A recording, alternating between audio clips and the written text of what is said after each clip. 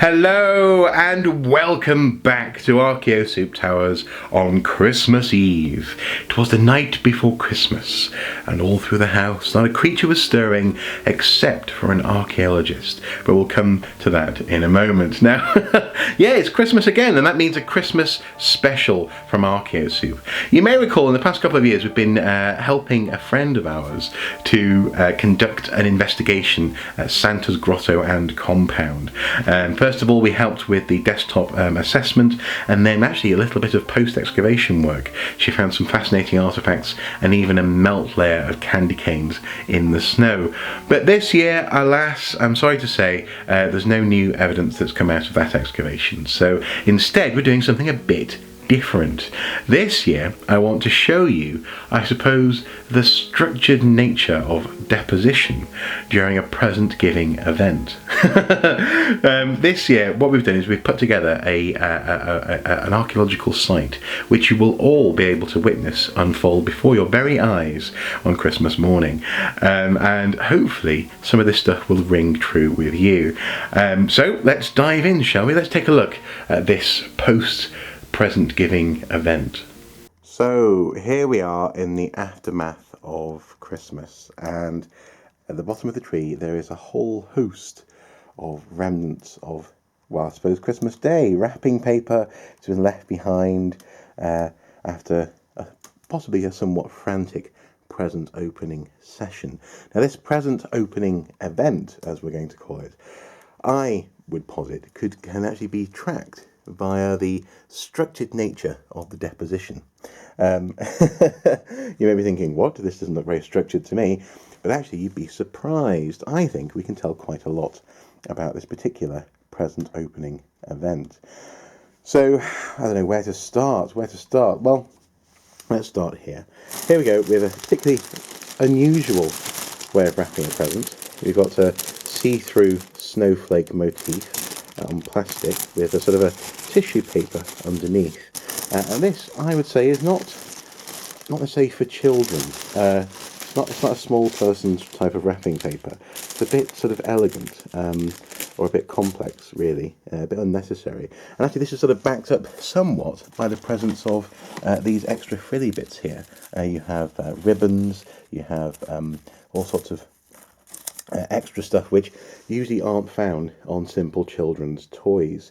So I reckon that perhaps this was the adult portion of the present stack. Just over here, this is where the adults were sitting, or at least where they got their presents from. Now actually, if we take a closer look, here we can see someone has been encouraging people to keep paper for next year by folding it carefully, and that sounds very much to me like, oh, someone scrunched and then was asked to fold. That sounds to me very much like a mum or possibly a senior figure in the family, maybe a grandma, saying, no, don't throw away that paper, that can be used next time. So I reckon this is probably the adult portion of things. What about over here? We have a continuation of the see-through wrapping paper. We can't quite really tie that down to anything. And actually over here we have yet more paper which has been scrunched and then folded. Now, interestingly as well, note the length of the sellotape on this particular wrapping. It's about 6 to 10 centimeters at a time along the side of the wrapping paper. Perhaps actually this is evidence of very careful wrapping. Someone has taken the time to wrap a present, and then clearly someone else has taken the time to keep the paper. Again, this speaks to me of adults, not children. Now, actually, this here, though, this got to be a children's present, hasn't it? It's Minions, and we have, as we actually go further down into the structured deposition, increasingly, I suppose, frantic unwrapping evidence, scrunched up, even shredded detritus from the unwrapping event. This actually, I would say, isn't unusual. Often, for example, children get up first at Christmas and they unwrap their presents first. Now that makes sense because it's been found underneath the more carefully opened and indeed saved wrapping paper. This stuff was laid down prior to the adults waking up. In other words, or well, certainly prior to the adults opening their presents. So I would suggest tentatively that perhaps this is evidence of the children's layer, as it were. And actually here we do, in fact, we have more Minions paper and also a stocking. Now the stocking is prime children's evidence, as it were, or evidence of children at Christmas. That said, Mrs. Soup and I do have a stocking each, although they are much larger, because there we fit in lots of funky presents. And, oh, what's this? It's evidence of mice. No, no, this is the fabled Rudolph carrot. This must have been inspected by the child or children upon waking up at Christmas, as proof that Rudolph and Santa had visited. So I think we are firmly in the children's layer here. Evidence of frantic unwrapping, a stocking, and also the necessary proof of a reindeer or two coming to the house. This is very interesting stuff. Let's see what happens if we go down a bit further. Actually, what's that? Is this? It's an intact present. It's actually intact. It hasn't been unwrapped. Now, why hasn't it been unwrapped? Let's try and. Oh,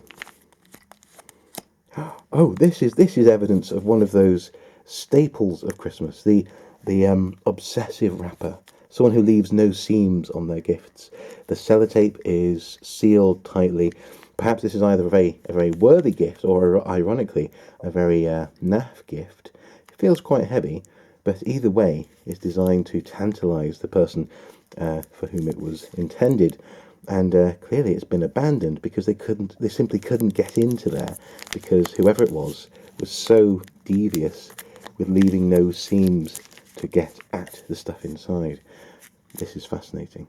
We may have to come back to this. Just a moment, I'll just put this to one side. Okay, so continuing down beyond the stocking, what do we have? Oh, we have this.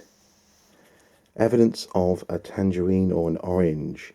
Now, this means that this little boy or girl has been good. There's no evidence of coal here.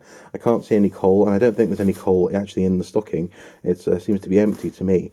So perhaps in this household, the children had in fact been well behaved. Intriguing. Okay, right. So, more frantic unwrapping evidence, and actually a rather large present. But notice actually how the sellotape on the larger presents is much shorter in length. It's a little dabs of sellotape, for example, here, instead of long bits of sellotape. This was meant to be easily unwrappable, as opposed to the sealed gifts that we see over in the adult section. This, again, evidence of children. More frantic unwrapping and... Right at the bottom of this structured deposition, we have a prized possession, a chocolate gold coin. Fascinating. Might there be more? Quick! Yes, we have more gold at the end of the rainbow. This stuff it's just typical, isn't it? On the last day, at the last moment of your excavation, you come across the shiny stuff. Typical. But interestingly, not too far away from the frilliness of the adult presents. Were these actually intended for children, or were these perhaps actually adult coins? They are larger than normal chocolate coins. That is something that's probably worthwhile investigating further. All in all, though, I think this is a fairly open and shut case of structured deposition following a present-giving event at the bottom of the tree. Clear evidence of children, clear evidence of well-behaved children, and also clear evidence of adults being both fussy with their wrapping and fussy with their keeping of wrapping paper. Now, what about this thing here? Well, I know, I'll have to go back to the office to try and open this. What could it be? Now, it may sound a little bit silly, applying archaeology to wrapping paper and present giving. But actually there's various ways in which archaeology and anthropology have a lot to say, not only about giving presents, although we'll return to that probably in the new year. Me and Jeanette will be looking at gift giving and the concept of the gift. But also actually I wasn't remotely kidding when I said that actually the structured nature of the deposition tells us an awful lot about the sequence of events. As I hinted during that sort of excavation, the earlier presents to be opened, usually for the younger children, are further down in the deposition. The event before that, with the carrot, for example, being left, was below that. And well, what can I say? These gold coins, they do warrant further investigation. So let's just have a quick look. Oh, they seem to be chocolate inside. Well, I better taste one just to be sure that it's not. Yeah, make sure it's not dangerous and very nice. But this concept of structured deposition is actually used by archaeologists all the time to differentiate, for example, between a rubbish pit and a carefully structured ritual act. For example, in a structured depositional pit, often you'll find important items at the bottom, such as maybe the remnants of a sacrificed animal or an important cut of meat, this kind of thing. Often, for example, in the sequence of a meal which has been eaten. So a structure to the deposition can tell you loads. But of course we mustn't fall into the trap of the Pompeii present premise. The fact that we found this, for example, this present here, which had been so dastardly sealed up, and actually I'm not kidding, it's really hard to open. Hang on. May need to just sort of, well, talk amongst yourselves there, back in a moment.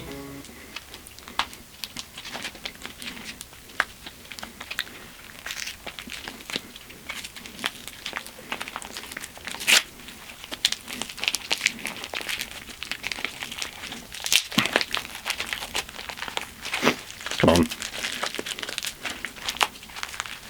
Aha! I was not defeated. The fact that we found this item so carefully wrapped and well sealed, it's actually a compass, for those of you who are curious.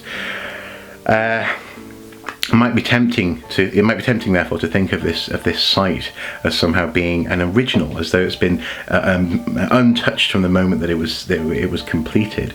And this is very much what we call the Pompeii premise. This notion that Pompeii, for some people, was this sort of sealed time capsule, but for others actually the act of excavation and also natural processes. So for example, during the course of the morning with the wrapping paper, maybe gusts of wind from open doors, or in the soil in an archaeological site, maybe animals moving through the site. Geological thought processes, this kind of thing, can actually have an impact on what you discover. So it would be probably wrong of us to assume too much about the presence and the present site.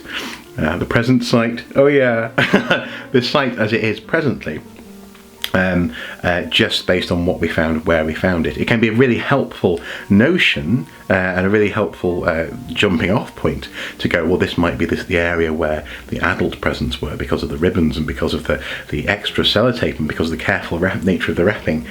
But more research would have to be done to confirm that they haven't moved around too much in the ground. This Pompeii present premise can actually be a real risk to archaeologists on real archaeological sites.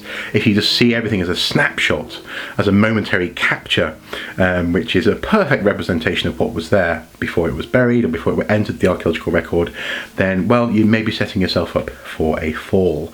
So there you have it, structured deposition and the Pompeii premise, explored and explained via the medium of wrapping paper under the tree on Christmas Eve. Oh yeah! In all seriousness, hopefully this video has been equally entertaining and informative. Given that we had no more yet, we don't have any additional Santa's Grotto post-X to examine, or indeed some additional ideas and material from that site. This year I thought I'd just explore some genuine archaeological concepts via the medium of some festive frivolity, and hopefully you've achieved that. If nothing else, hopefully you enjoyed watching this video. And really, that's all I want to say. Just in the coming days, whatever you've got planned, whoever you're spending your time with, whatever you've got planned in terms of food, whatever you've got planned in terms of entertainment, hopefully you're going to have a wonderful, merry, festive, relaxing, family-fueled, or if you are a bit of a sort of anti-Christmas humbug type, a very fulfilling, lonely time as well. There are people I know who hate Christmas, and that's fair enough. That's fine. That's fine. But anyway, basically, whatever you got planned, do take care, look after yourselves, and I'll see you guys soon. In the new year or thereabouts, you can expect our annual roundup, examining some of our favourite finds from 2015, and also an overview of what we've been doing this year. And that's about it, really. Have a superb Christmas and New Year, and as I say, do take care. Until next time, guys, well, Merry Christmas. Bye-bye.